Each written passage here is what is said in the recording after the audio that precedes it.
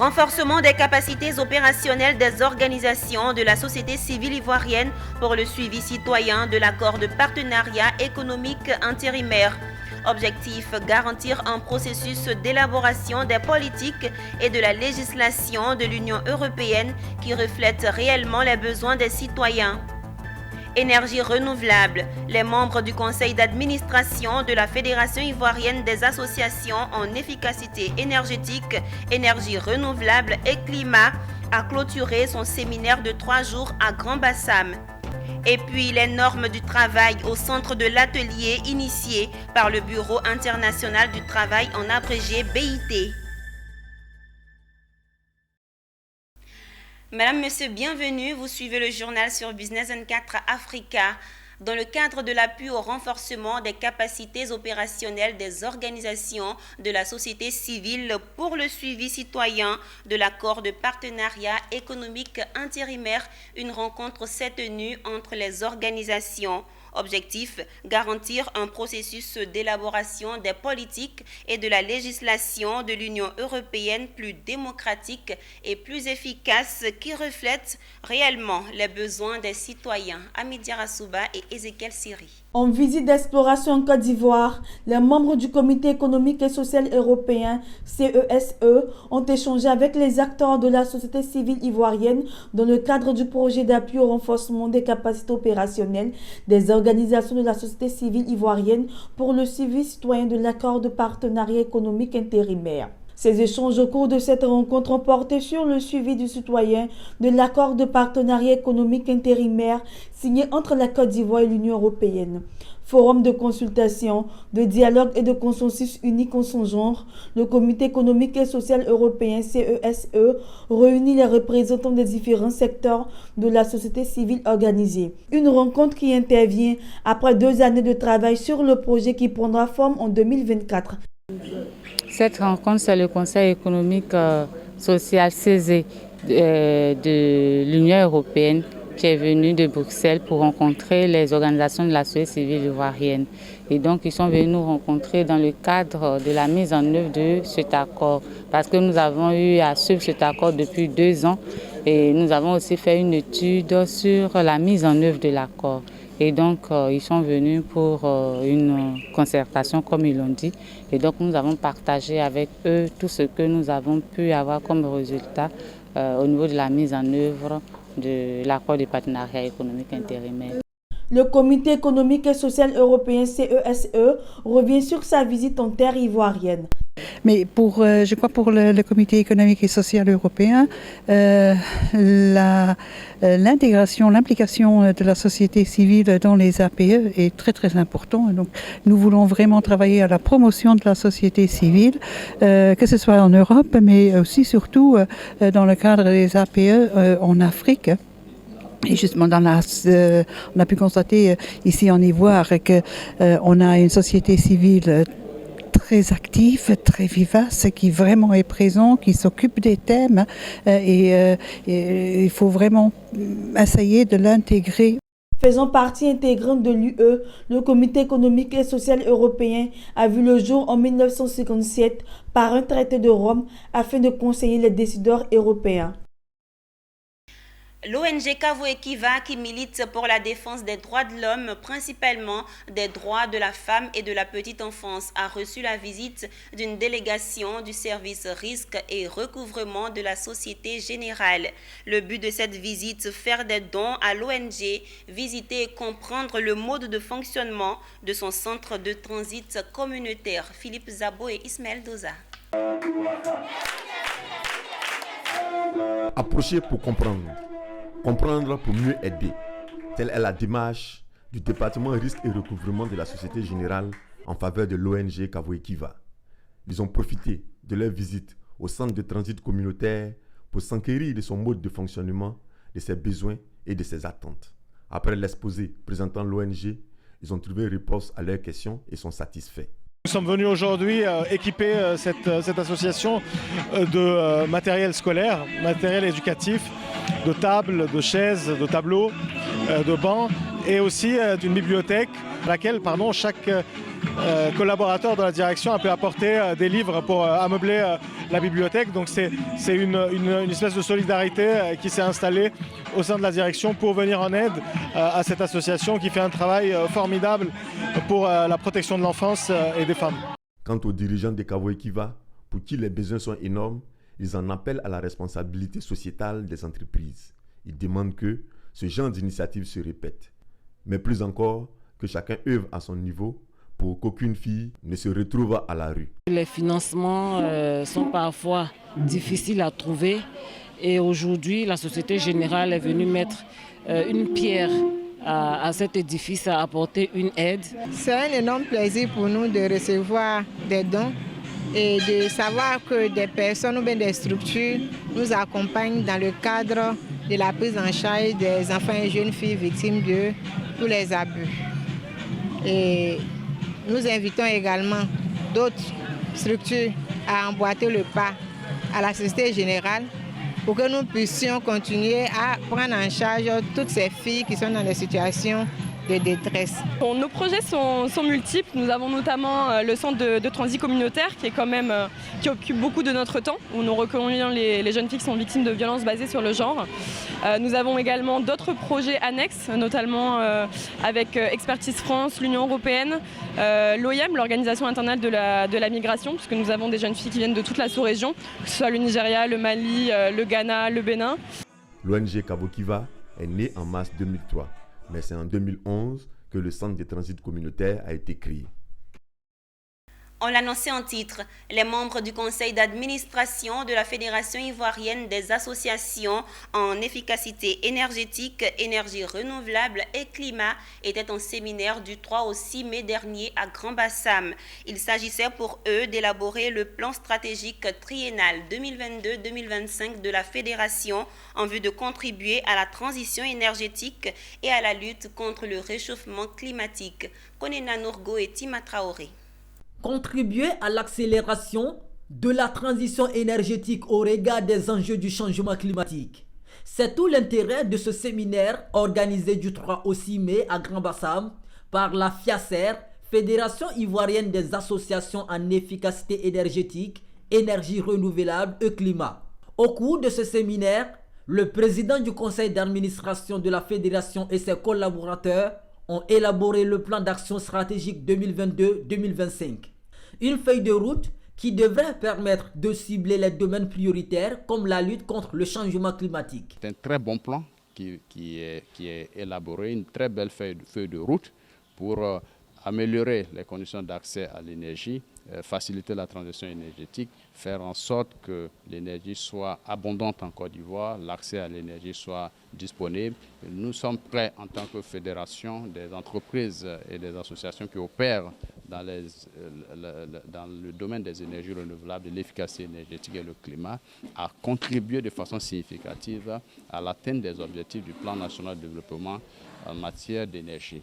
Et donc, je peux aussi vous dire que désormais, que ce soit la population, que ce soit les autorités gouvernementales, que ce soit les partenaires techniques et financiers, nous sommes disponibles désormais à apporter notre contribution à tout ce qui est lié à l'énergie. Après l'élaboration de ce plan triennal, place au travail des différentes associations membres pour l'atteinte des objectifs. Partenaire financier, la coopération allemande GIZ, à travers Jean-Jacques Kwame, a réitéré son soutien à la FIACER. La FIACER regroupe les entreprises intervenant dans le domaine des énergies renouvelables. Elle a pour mission d'accompagner les entreprises ivoiriennes à créer de la valeur économique et écologique. Ce plan stratégique sera rendu public à l'occasion de la rentrée solennelle prévue dans les prochains jours. Poursuivons cette édition dans le domaine du travail. La question de la promotion des normes internationales en lien avec la transition juste a fait l'objet d'un atelier du Bureau international du travail BIT. Tenu les 5 et 6 mai à Grand-Bassam, cet atelier a permis de comprendre la nécessité de la transition écologique dans le monde. Konena Nourgo, Doumbia Ayouba, dans un commentaire de Marie-Christelle Zogueyi. Inviter le monde à une prise de conscience sur la question de la transition juste à travers une promotion des normes internationales de travail en la matière. C'est l'objet de cet atelier initié par le BIT, Bureau international du travail. Pour le BIT, la question de la transition juste ou écologique est une nécessité. Donc cette activité, elle a lieu à quelques jours de l'ouverture de la COP15 sur la désertification qui aura lieu ici à Abidjan sous la présidence du président Ouattara. Et cette activité, elle marque un élément important, c'est la nécessité d'une transition écologique. C'est-à-dire que c'est plus un choix, c'est une nécessité et c'est irrémédiable. Mais il faut que cette transition soit juste, qu'elle bénéficie à tous et qu'il n'y ait pas des victimes et des gagnants. La transition écologique ou transition juste signifie qu'il faut promouvoir de nouveaux modes de travail en polluant moins l'environnement. D'où l'initiative des projets, la dimension sociale de la transition écologique et commerce au service du travail décent. La transition écologique propose que notre manière de fonctionner change, que dans notre manière de produire les richesses, nous détruisons moins l'environnement, nous utilisons moins l'énergie, nous réchauffons moins le climat et nous émettons moins les CO2. C'est une initiative du département normes de l'OIT en collaboration avec l'Union européenne à laquelle s'est ajouté le gouvernement de Finlande et qui vise à promouvoir, à favoriser l'application effective de normes internationales du travail, particulièrement des conventions dites fondamentales. Les recommandations de cet atelier seront discutées au niveau du secrétariat permanent, puis à la direction générale de l'Organisation internationale du travail. Bonne nouvelle pour les agents de Côte d'Ivoire Énergie qui ont reçu officiellement les clés de leur villa située dans la commune de Bingerville. Cette acquisition de biens immobiliers fait suite à une souscription à un projet auprès du groupe international immobilier. La mutuelle des agents de Côte d'Ivoire Énergie se dit heureuse de la réalisation de ce projet dont l'objectif est de doter d'un toit chaque agent. Anja Sémian et Marie Sissiri. C'est fait. Ils sont désormais propriétaires de leur maison. Les agents de Côte d'Ivoire Énergie viennent de recevoir symboliquement les clés de leur villa basse de type 3 et 4 pièces, alliant sécurité et confort dans un cadre sain. La cérémonie officielle de remise des clés des villas aux agents de Côte d'Ivoire Énergie s'est tenue dans le quartier Moké résidentiel à Bingerville. Un rêve devenu réalité après plusieurs mois de travail acharné et grâce à la société immobilière G2I, qui fait de l'accès à la propriété immobilière une préoccupation de premier plan. Le processus s'est fait tout naturellement par une convention entre Ma Synergie et G2I qui date de 2019 et il y a 2 ans, 3 ans maintenant, nous sommes dans la 3e année et on a démarré notre collaboration depuis 2019, depuis juillet principalement 2019 jusqu'à aujourd'hui. Et nous avons signé une convention de 76 villas et il est prévu de faire des livraisons partielles. Et donc c'est la première tranche de la livraison là qui est prévue actuellement de 24 logements.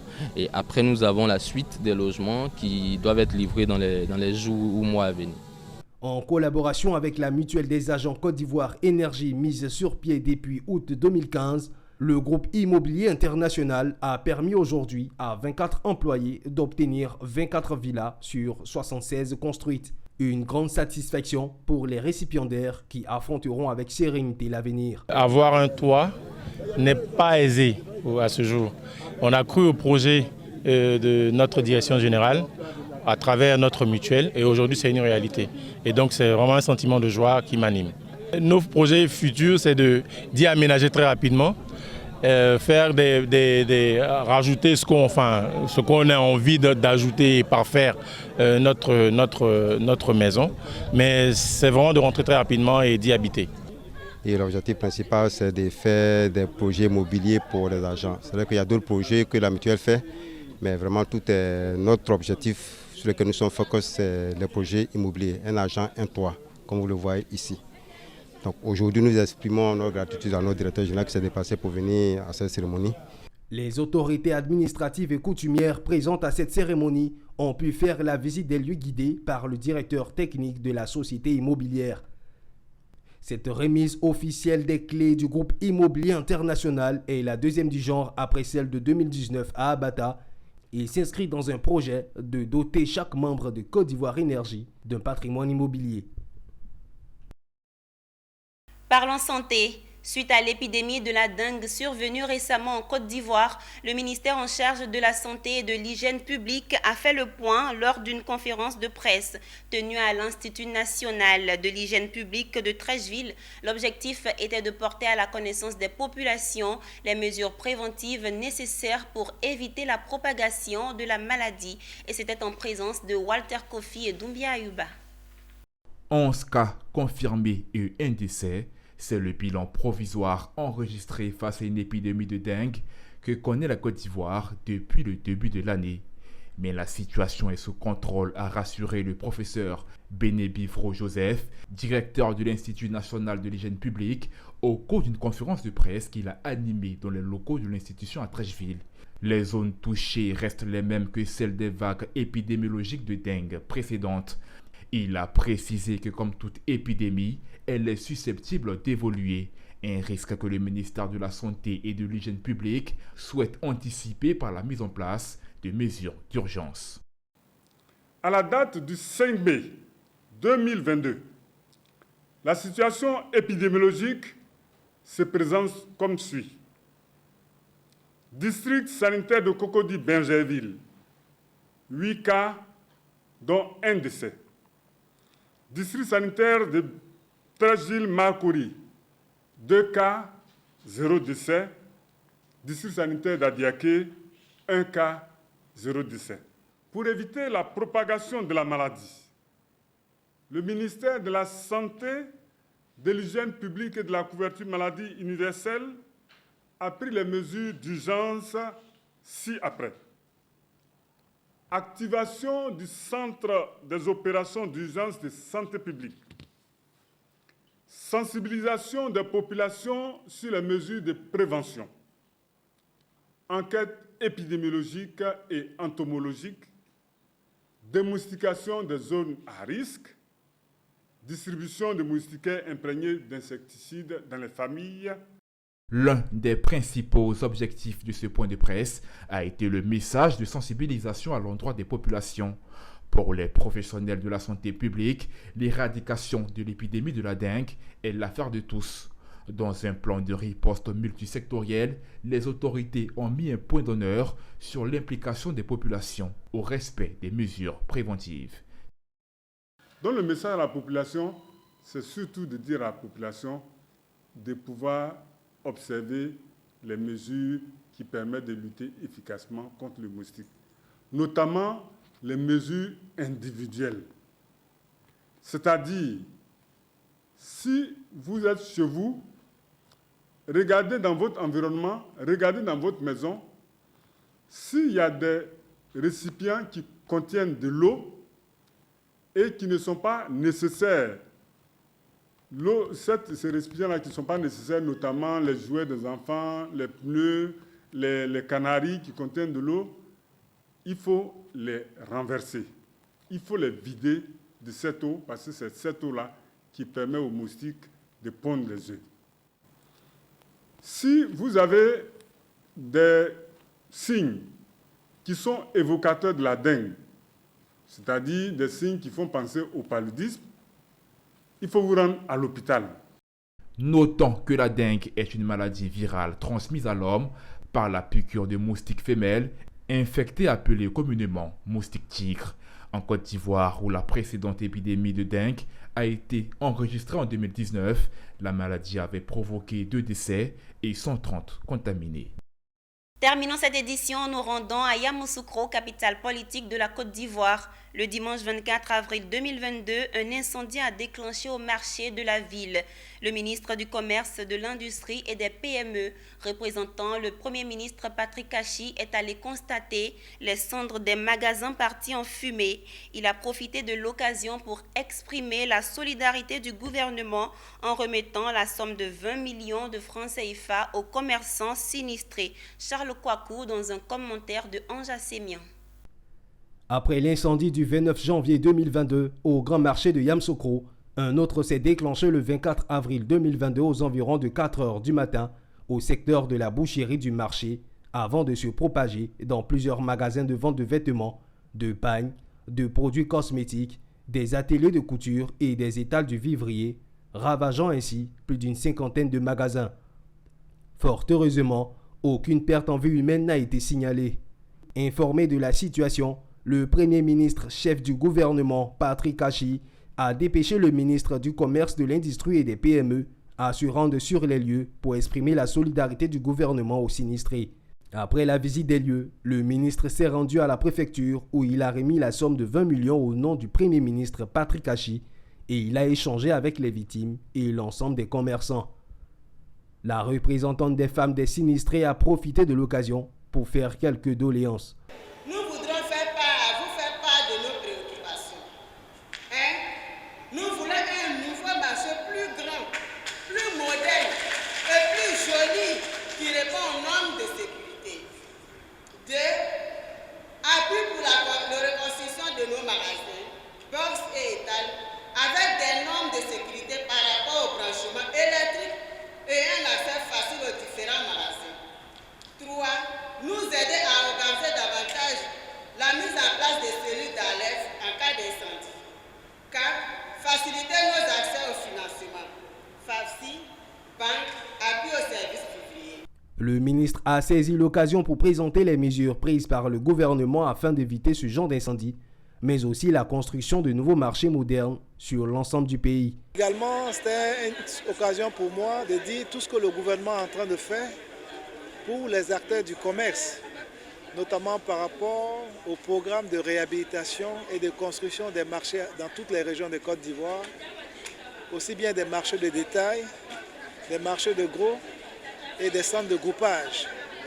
Et étant avec les commerçants, également c'était l'occasion pour moi de les exhorter à appliquer les mesures que le gouvernement a arrêtées de concert avec eux, notamment pour ce qui concerne le respect des prix plafonnés sur les produits de grande consommation. Pour rappel, 90% des sinistrés sont des femmes. C'est ici que se referme ce journal préparé par l'ensemble de la rédaction. Merci de nous avoir suivis. Les programmes se poursuivent sur la télé utile Business 24.